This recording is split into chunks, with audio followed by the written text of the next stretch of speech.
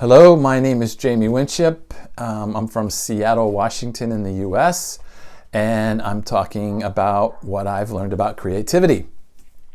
And so, creativity is a process, and I spoke about the beginning of that process that works through your brain.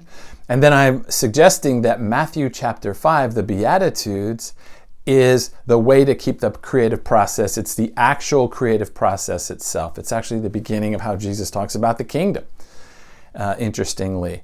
And so this creative process, working through the Beatitudes, step one in the process, we call getting empty. So Jesus, he sees the crowds. If you know the passage, he comes up on the hill, he sits down, it says he took a breath, and he teaches the people, and the very first thing he says to the people is, "Blessed are the poor in spirit, for theirs is the kingdom. Blessed are those who are empty, for theirs is the kingdom." Why? Because an empty person, an empty vessel, is able to receive. So as we go into the creative process, and I do this regularly, and I walk people through this regularly, this creative process,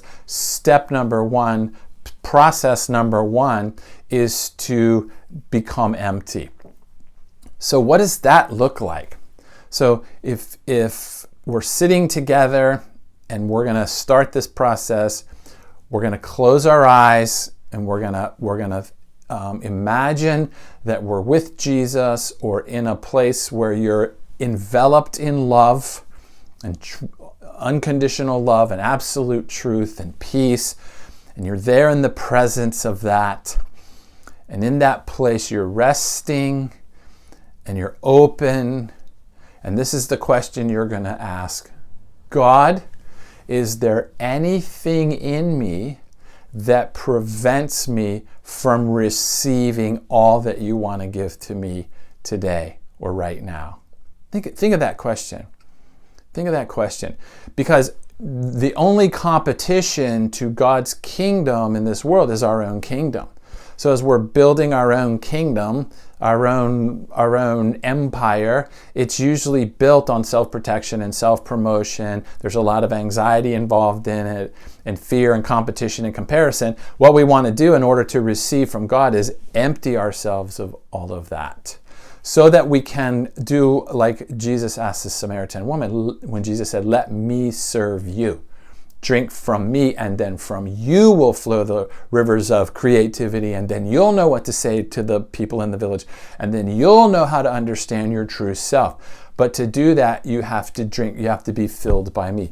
We can't be filled by Christ, by the Spirit, if we're filled with all of our own falsehood, lies, all of those things.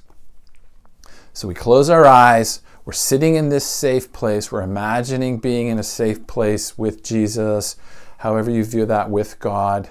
And in that place, we're asking this question: God, is there anything in me, any emotion, any ideas, any false beliefs, any wrong views of myself, is there anything in me that is preventing me from receiving from you?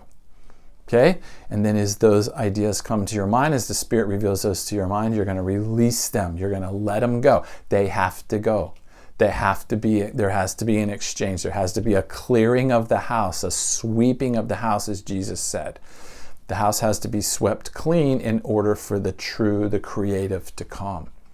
Right? So you're letting that go, and I just imagine, Lord, I'm letting go my concern about money. I'm releasing my fear of failure. I'm releasing my belief that I start things and don't finish them. These are all my own, in case you're wondering, that I have to deal with.